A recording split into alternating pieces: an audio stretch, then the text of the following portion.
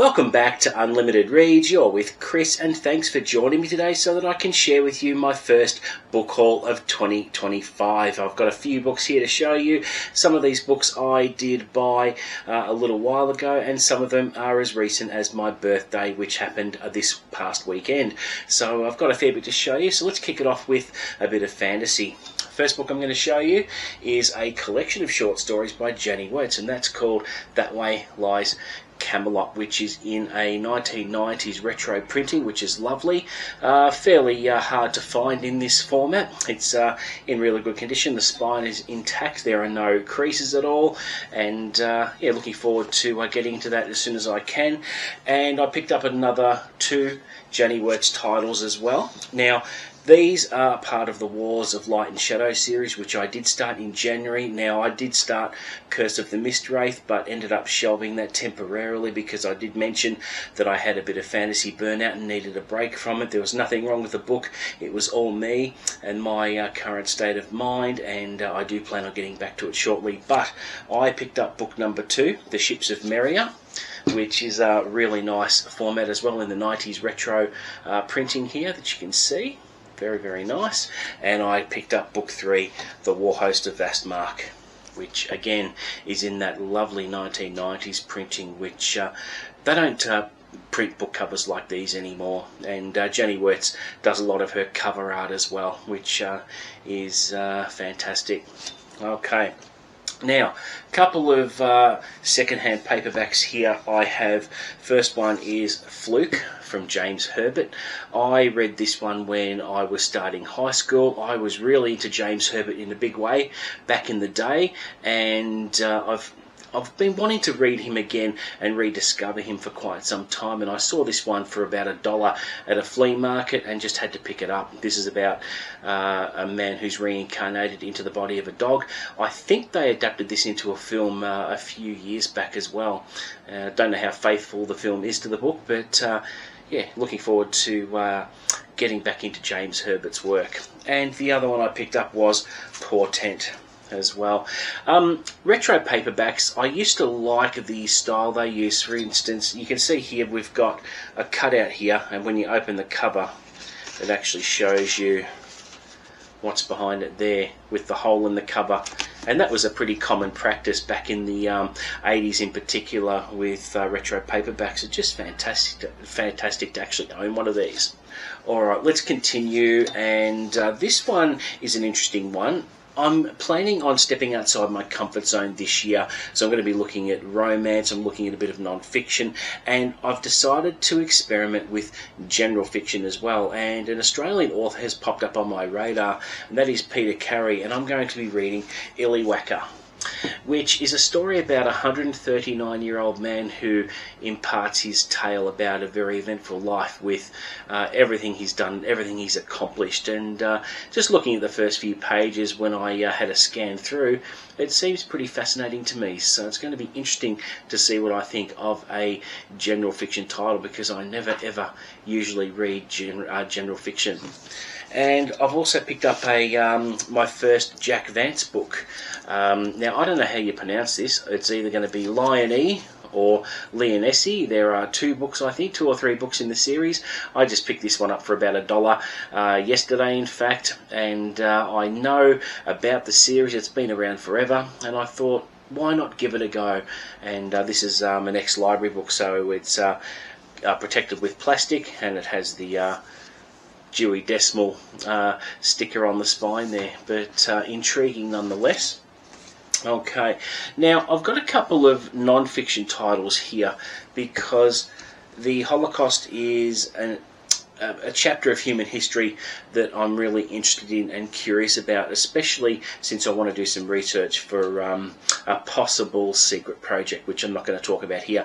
But Lawrence Rees is a leading authority on all things to do with the Holocaust, and his book, I've got Auschwitz here, which chronicles everything about that specific camp, and should be quite an interesting read, although difficult to read, I would imagine.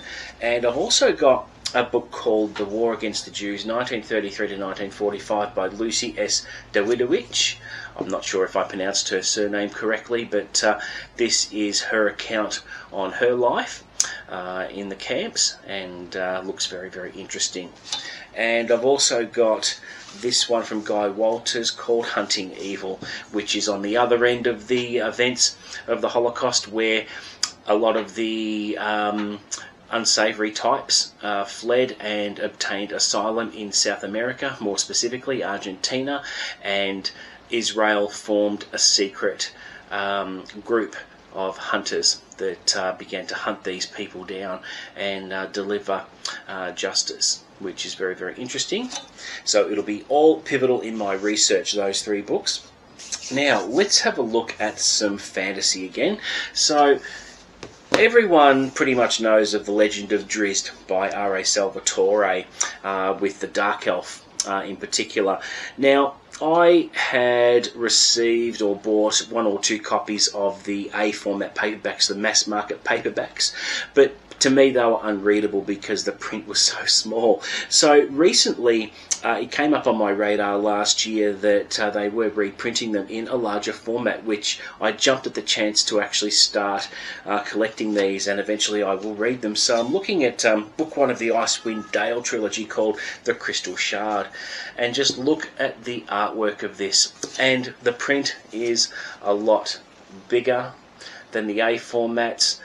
These are more durable. You can have it open. If you go to the halfway point, you can actually open it and leave it on the desk, and it will not crease the spine. So the durability factor is very, very important. But I just love the cover art there. It is absolutely sensational, and it's about time they did re-release these in a larger format book, because you can see the difference between an A format and the B format there. It's just a lot better to read, and these ones cost about $30. They have to come from the US, and I plan on buying more of them in the future, and hopefully I will get to delve into the series very, very soon. So that one is a very nice pickup.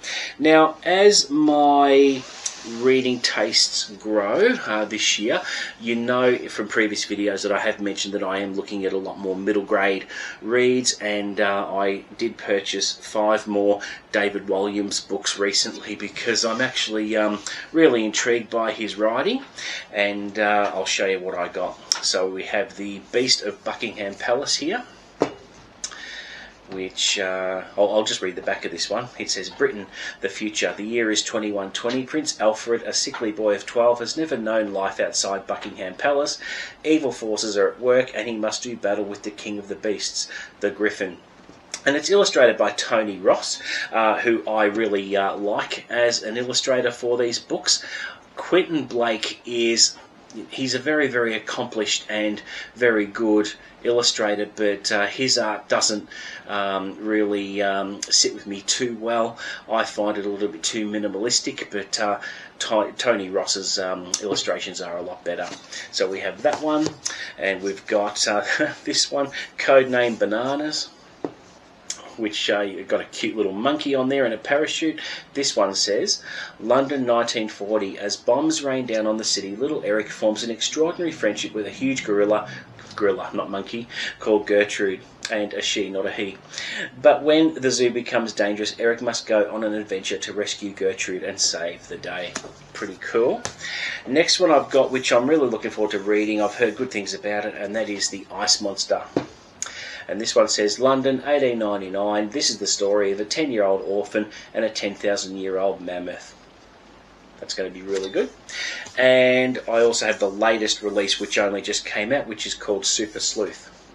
And this one says, when the world's greatest detective is murdered on board a transatlantic cruise liner, who could possibly solve the crime? Enter amateur sleuth Dilly and her dog assistant Watson. But as Dilly attempts to unravel the mystery, she soon finds that her own life is in danger. Pretty cool. And the last one I have is The Blunders, which was a fairly recent release as well. And this one says, meet the Blunders. The Blunders are the most blundersome family in the blundering history of blunderdom. They live in Blunder Hall, a country house on the brink of collapse. When the Blunders are about to lose their home, how will they come together to save it? So those 5 books will be very, very quick reads for me. I did read 6 of them in January. I plan on reading those ones maybe in March at this stage, and usually 1 or 2 sittings and I am done with them. They are very, very quick and easy to read and highly entertaining. Now, I have officially started my One Piece journey, and when I was thinking about reading One Piece for the first time, I was faced with the choice of what format I'd like to collect and read the books in. So you have the single volumes, which are very, very expensive. I think a box set costs about $218 Australian. It's a very expensive way to collect them, but I decided to look at the 3-in-1 omnibus editions, which are a little bit cheaper and save on space because the paper is a bit thinner. So what I decided to do for my One Piece journey is start with the East Blue Saga, and I figured if I enjoy the East Blue Saga, I'll start reading more of them. Now, there are 12 volumes in all in the East Blue Saga, so it makes up 4 3-volume omnibus editions. So let's take a look at them. So we have, I'll just line them all up. We have volume 1, 2 and 3. We have 4, 5 and 6. And we have 7, 8 and 9. And we have 10, 11 and 12. Now, I have just recently, yesterday in fact, I did actually finish volumes 1, 2 and 3. And it's really interesting. I'll talk more about this in a separate One Piece journey video, but I'm absolutely hooked. It took me a little while to get into it, but once I began to experience the story of Luffy and how he wanted to be, or wants to be, the Pirate King and go after this One Piece treasure and assemble his own crew, once I got to volume 2, where he has an epic fight with Buggy the Pirate Clown, I was actually pretty invested. And what I'm going to do this month, being February, I'm going to read 1 volume or 1 omnibus edition, and then I'm going to read another ordinary book, and then one of these, an ordinary book and one of these, and finish these in February, and should be able to have a fair bit to talk about on my thoughts and impressions. But I'm absolutely loving it. On the surface, when you open a One Piece book for the first time, you think, oh, the artwork is just silly, and some of the imagery, but you have to delve in a little bit deeper. As soon as you get past volume 1, you get used to the artwork inside, and you just end up having a lot of fun, and they're pretty light, and I'm really enjoying Luffy as a character, and it's just fun to see him evolve. So I picked all those up, and looking forward to collecting more of them as my One Piece journey continues, but I'm absolutely having a ball with it. Okay. Now, I did say I am branching out into the romance or romantasy genre. There are other guys that have been reading these books, and I thought I'm going to jump on the bandwagon just to see what the fuss is all about, so don't laugh, alright? But I picked up Fourth Wing by Rebecca Yarros. There are a couple of prominent booktubers that have been reading this and have been liking it, and there have been some mixed reviews about it, and these books are selling like hotcakes at the moment. Rebecca Yarros is the hottest thing in romantasy fiction at the moment, so I thought I'll give it a whirl and see what I think. So don't laugh at me. I don't know when I'm going to get to them, but it will be possibly the first half of this year. Okay. And I also picked up the second book, which is Iron Flame. I do like the cover art for these ones. They look really, really good. But am I going to enjoy them? That remains to be seen, and I will be sure to let you know right here on the channel.